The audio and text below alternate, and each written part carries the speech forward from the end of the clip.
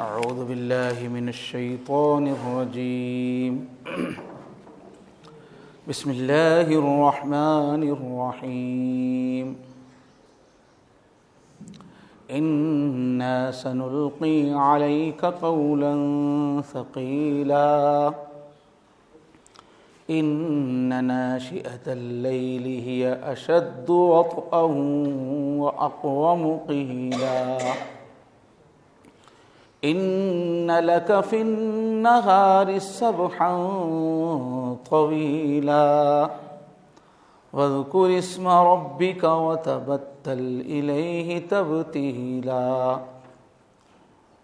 رب المشرق والمغرب لا إله إلا هو فاتخذه وكيلا صدق اللہ العظیم۔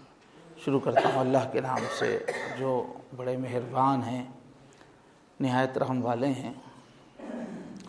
بلا شبہ ہم آپ پر ایک بوجھل کلام اتارنے والے ہیں۔ بے شک رات کا اٹھنا یہ نفس کو چلنے میں بھاری ہے، سخت ہے، اور بات کو درست کرتا ہے۔ بے شک آپ کو دن میں بڑی لمبی مشغولیت ہے،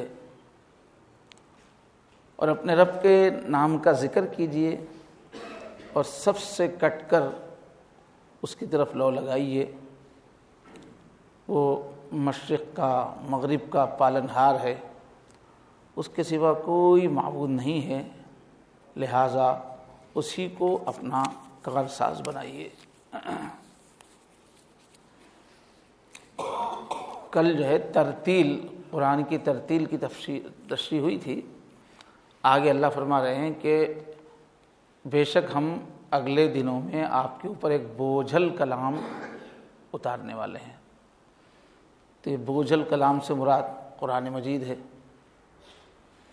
یعنی فرما رہے ہیں کہ آگے بہت سارے احکام قرآن میں نازل ہوں گے، کتنی چیزیں حلال کی جائیں گی، کتنی چیزیں حرام کی جائیں گی، جن کی پابندی، شریعت کی پابندی طبیعت پر ایک بھاری چیز ہے، مشکل چیز ہے، سوائے اس کے جس کو اللہ تعالیٰ آسان کر دے۔ تو آگے جو مکمل دین آنے والا ہے، پھر آگے پھر دعوت کے جو مرحلے آنے والے ہیں۔ ابھی تو ابتدائی دور تھا اور چپکے دعوت چل رہی تھی، آگے بہت لمبے مرحلے تھے، بہت بوجھل کام ہے، مشکل کام ہے۔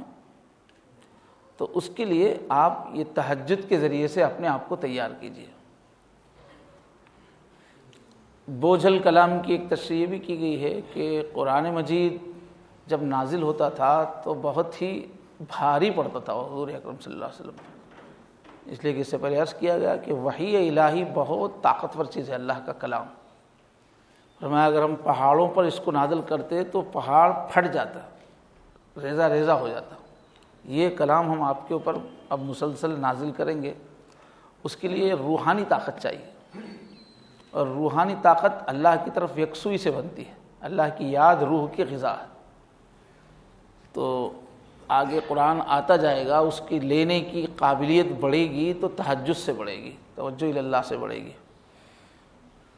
تو احادیث صحیحہ سے معلوم ہوتا ہے، بخاری میں ہے کہ جب آپ پہ وحی نازل ہوتی تھی اتنا بوجھ ہوتا تھا کہ سخت سردی کے دنوں میں بھی پیشانی پہ پسینہ آ جاتا تھا، اور اگر آپ اونٹنی پہ بیٹھے ہوئے ہوں، اس وقت وحی کی کیفیت طاری ہو گئی تو اونٹنی بیٹھ جاتی تھی اور اپنی گردن زمین پہ ٹیک دیتی تھی بوجھ کی وجہ سے۔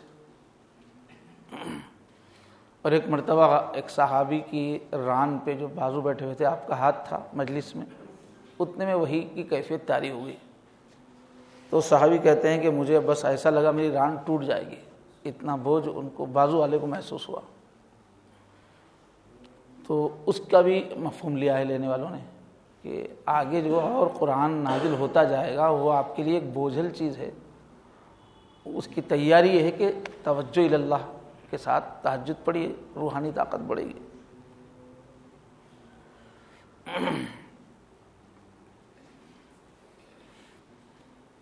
تو اشارہ اس بات کا ہے کہ اپنے آپ کو مشقت کا عادی بنائیے، راتوں میں اٹھیے۔ نیند کا جو غلبہ ہوتا ہے وہ وقت بھی ایسا ہوتا ہے، رات کے آخری حصے میں اور اچھی نیند لگتی ہے۔ تو نیند کے غلبے کو توڑ کر اپنے نفس کی راحت آرام کے خلاف ہے یہ تہجد پڑھنا، اٹھنا۔ تھوڑی دیر کی نہیں، وہاں تو حضور بہت لمبی تہجد پڑھتے تھے، 2/3 کا حکم ہو رہا ہے یا 1/3 کا حکم ہو رہا ہے، اتنی دیر جاگنا نیند میں سے اٹھ کر، اس لیے تاکہ بوجھل احکام کو برداشت کرنے کی طاقت پیدا ہو، مشقت کی عادت ڈالی۔ ناشیہ کا لفظ جیسے اردو میں ہم کہتے ہیں عافیت، عافیہ، وہی وزن پہ ناشیہ ہے، اٹھنا۔ نشائنشوں کے معنی کھڑے ہونے کے۔ تو حضرت عائشہ نے اس کی تشریح کی ہے کہ سو کر اٹھنے کے لیے ہے، ناشیۃ اللیل کا معنی ہے پہلے آدمی سو جائے پھر اٹھے، بالکل تہجد کے معنی، فتہجد بھی، تہجد کے معنی ہوئے جو نیند سے اٹھ کر 2 نیندوں کے بیچ میں جو عبادت ہوتی ہے اس کو تہجد کہتے ہیں۔ ایک دم آدمی عشاء کے بعد پڑھ لے تو لفظ کے اعتبار سے وہ تہجد نہیں ہے، سو کر اٹھنا ہے۔ ابن کیسان کہتے ہیں کہ آخری رات کے قیام کے لیے کا مطلب ہے ناشیہ کا مطلب۔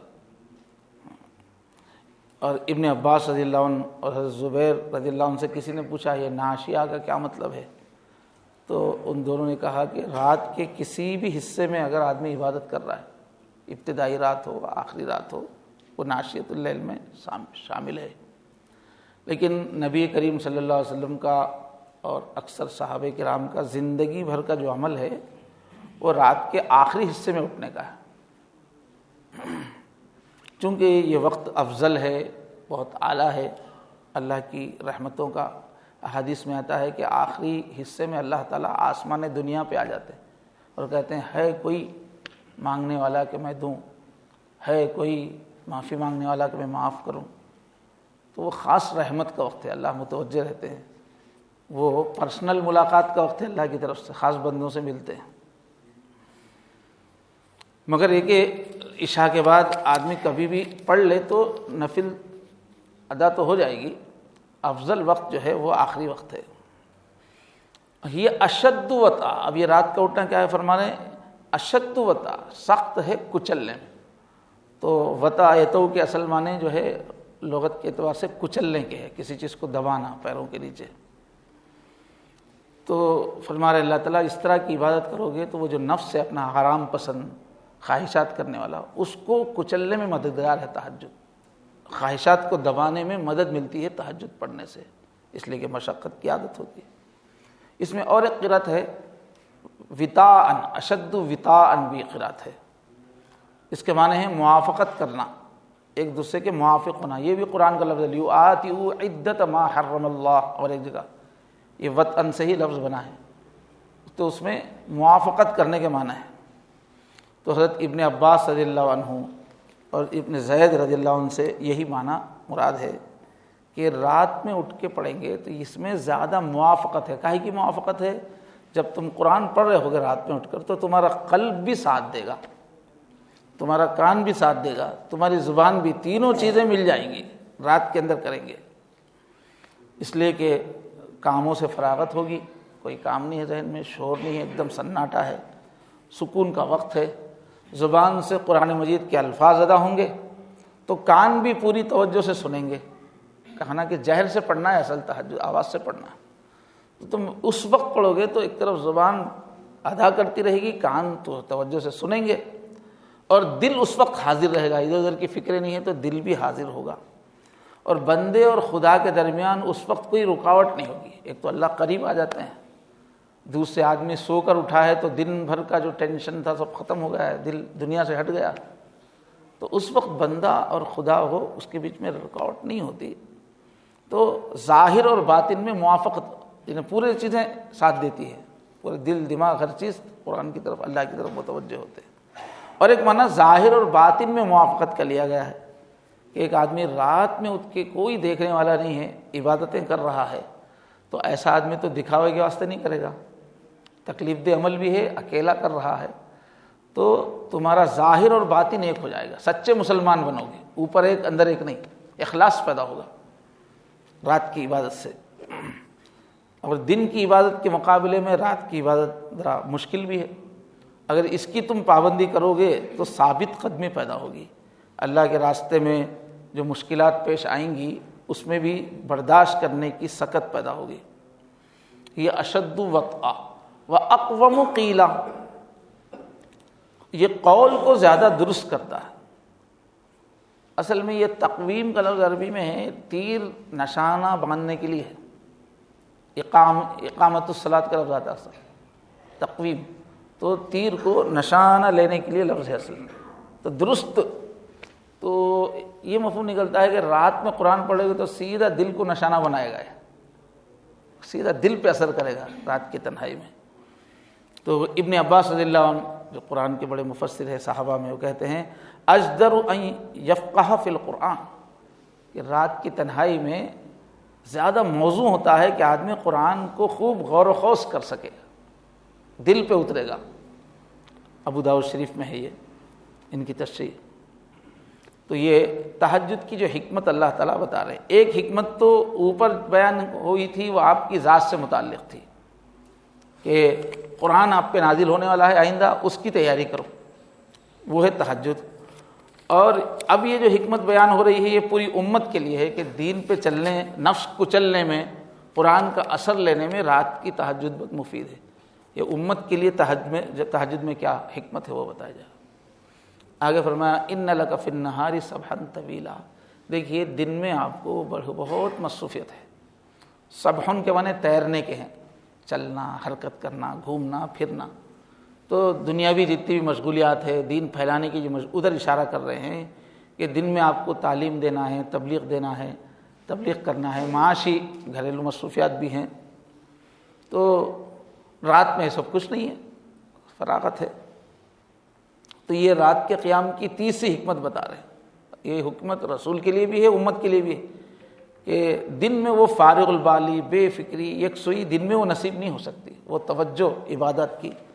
اس لیے رات کو یہ کام ہونا چاہیے کہ رات میں آپ توجہ اللہ کی محنت کیجیے، آرام بھی تھوڑا ہو جائے، پھر اس کے بعد عبادت بھی ہو جائے۔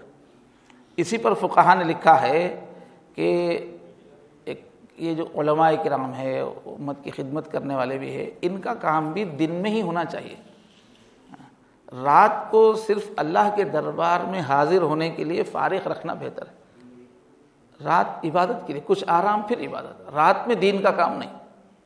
اب اکثر جو ہے رواج پڑ گیا ہے، عشاء کے بعد جلسے ہوتے ہیں، عشاء کے بعد مصروفیات ہوتی ہے، تو اس کو پسند نہیں کیا جائے گا۔ یہ بالکل آخری درجے میں ضرورت ہے شدید، تو اس نے فرمایا عشاء پڑھتے ہی آدمی سو جائے، صرف بیوی سے ضروری بات ہے تو کرے، عشاء کے بعد سونا بہت، پوری زندگی کو ٹریک پہ لانا ہے دینی زندگی، تو رات میں جلدی سونے سے ہی سب ہوگا، وقت پہ تہجد ہوگی، فجر ہوگی، سب سیٹ اپ صحیح ہوگا۔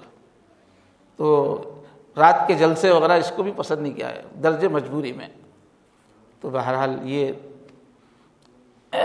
نقطہ ایک تربیت کے اعتبار سے دیکھیے، پہلے غار حرا میں خلوت کیسے انسان بنتا ہے، پہلے خلوتوں کا عادی کیا گیا ہے، پھر اس کے بعد روزانہ رات کی تہجد کا عادی کیا گیا ہے۔ ابھی جو دن کی فرض ابھی نہیں ہوئی نماز، 5 وقت کی نماز دن کی فرض نہیں ہوئی۔ تو پہلے جو لوگ تنہائی میں ذکر کر کے، توجہ اللہ کر کے زیادہ وقت یکسوئی سے توجہ اللہ کی مشق کرتے ہیں، ان کی نماز صحیح ہوتی ہے۔ تو ترتیب حضور کی، پہلے خلوت سکھائی گئی، پھر تہجد سکھائی گئی، بعد میں بہت دن کے بعد فرض نماز۔ ہم لوگ ڈائریکٹ فرض نماز پڑھ رہے ہیں تو ہماری نماز میں دھیان نہیں ہے۔ پہلے جو ہے بچہ سائیکل لے کے خالی چلتا ہے، پھر پیڈل سیکھتا ہے، بعد میں چلانے آتا ہے۔ تو تنہائی میں عبادت کی مشق ہونی چاہیے، قرآن کی تلاوت کی، مراقبے وغیرہ جو بھی ذکر ہے، جو لوگ تنہائی میں مشق کرتے ہیں، پھر ان کی 5 وقت کی نماز صحیح ہو سکتی ہے۔ اس لیے کہ نماز میں بیک وقت تلاوت بھی ہے، رکوع بھی ہے، سجدہ بھی ہے، نہیں ایک مرکب کمپلیکس چیز ہے، توجہ نہیں جمتی کمپلیکس چیز میں۔ پہلے اکیلے دھیان بناؤ اللہ کا، پھر بنے گی۔ پہلے الف بے آدمی سیکھے گا، الف با تا سا عین قاف، بعد میں پھر تجوید کے اصول سیکھے گا، اس کے بعد قرآن پڑھے گا تو پڑھ سکے گا۔ پہلے الف بے نہیں سیکھا، عین قاف صحیح نہیں کیا، ڈائریکٹ قرآن لے کے بیٹھ جائے گا تو تجوید سے نہیں پڑھ سکتا۔ ایک ایک چیز پہ مہارت حاصل کر کے، تو ہم لوگ جب تک تنہائیوں میں اللہ کی یاد کی مشق نہیں کریں گے، نماز صحیح نہیں ہوگی۔ یہ ترتیب جو سامنے آ رہی ہے، اللہ تبارک و تعالیٰ مجھے اور آپ سب کو اپنی توجہ نصیب فرمائے۔ واخر دعوانا الحمدللہ۔